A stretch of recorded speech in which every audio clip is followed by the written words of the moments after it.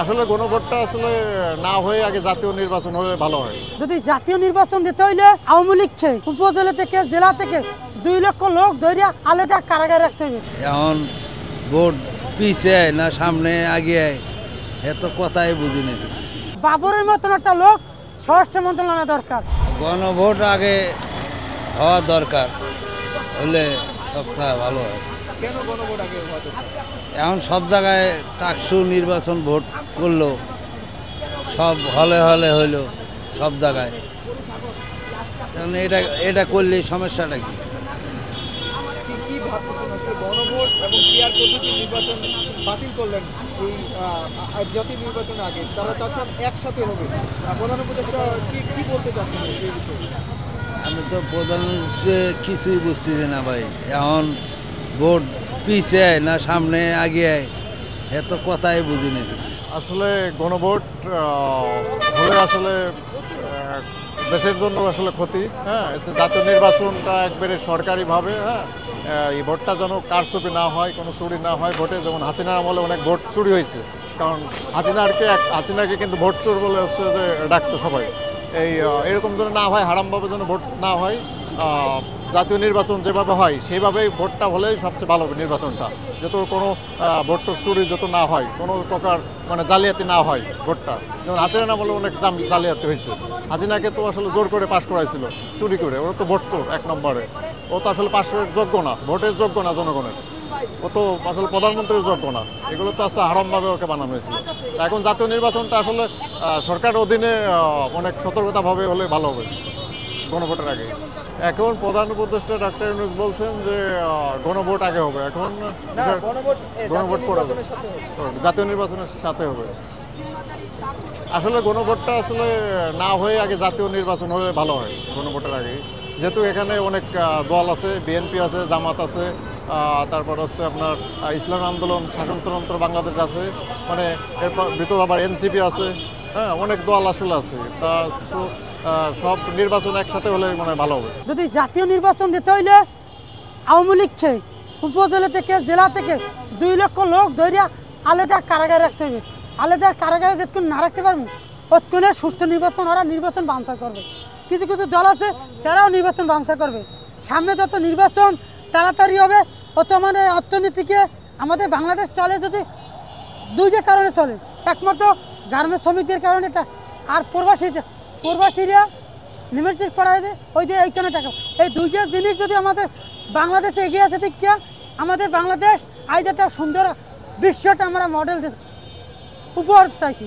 আপনারা যদি অর্থনীতি যদি চাক্কা যদি ঘুরোই চাক্কা যদি না করে, সেই চাক্কা যদি সোলো করে, তাহলে আমরা বাংলাদেশ কীতে চালাবে? আমরা ওনাদেরকে বারবার বলবো রাজনীতি দলদেরকে, আপনারা এই সব রাজপথে নানামার থেকে একখান আলোচনা বসেন, আলোচনার টেবিল দরজা খোলা।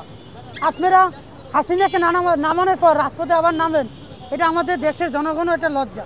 আমরা এদেশের জনগণের একটা লজ্জা। আর একটা কথা আমরা বলি, কিছু আমরা বলছি সব বাহিনী থেকে কিছু লোক ছাড়াই করতে হবে।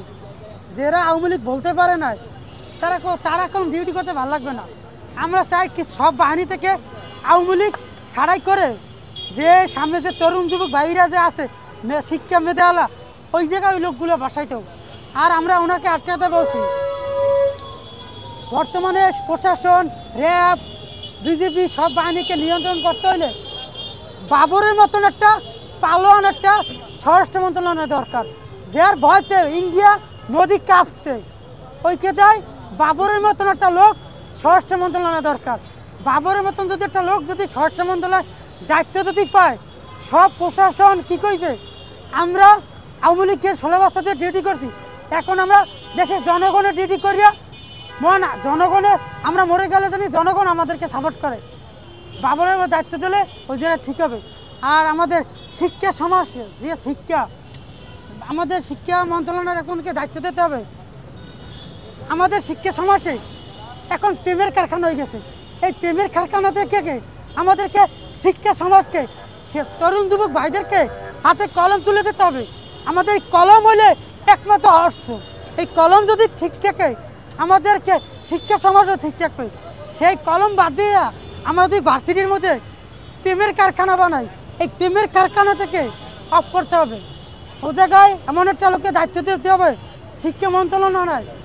আমাদের আমি যেটা মনে করি, শিক্ষা মন্ত্রণালয় যদি ব্যারিস্টার রুনাপাড়া যদি দায়িত্ব পায়, তাহলে বোঝা যায় শিক্ষা সমাজটা আলোর পথে ফিরে আসবে, আলোর পথে ফিরে আসবে। এখন বর্তমানে শিক্ষা সমাজ 16 বছর ধরিয়া আওয়ামী লীগ প্রেমের কারখানা বানাইছে। এই প্রেমের কারখানা থেকে শিক্ষা সমাজকে, সব ছাত্রদেরকে, তরুণ যুবকদেরকে হাতে কলম ধরে দিতে হবে। এই কলম হলে একমাত্র অর্থ, এই কলম আমাদের একমাত্র অর্থ। কলম ঠিক থাকলে শিক্ষা সমাজ ঠিক থাকবে, কলম ঠিক নেই শিক্ষা সমাজ ঠিক নেই। বর্তমানে আমাদেরকে, বর্তমানে সরকার ওনাদেরকে আমরা আরেকবার বলছি, সরকার থেকে বলছি, আপনি যত তাড়াতাড়ি জাতীয় নির্বাচন দেবেন তত আমাদের দেশের জন্য ভালো। উনি বর্তমানে উনি ব্যবসার জন্য টাকা কি খেতে কামাই করবে উনি এখানে বলে, আর দেশ চালানোর জন্য ফখরুদ্দিন দিকে দেশ চালাইছে। আমরা কোনো সময় ফখরুদ্দিন খালেদা দিয়ে পদত্যাগ করার পর ফখরুদ্দিনের দায়িত্ব লইছে, ফখরুদ্দিন দিকে দায়িত্ব 2 বছর চালাইছে।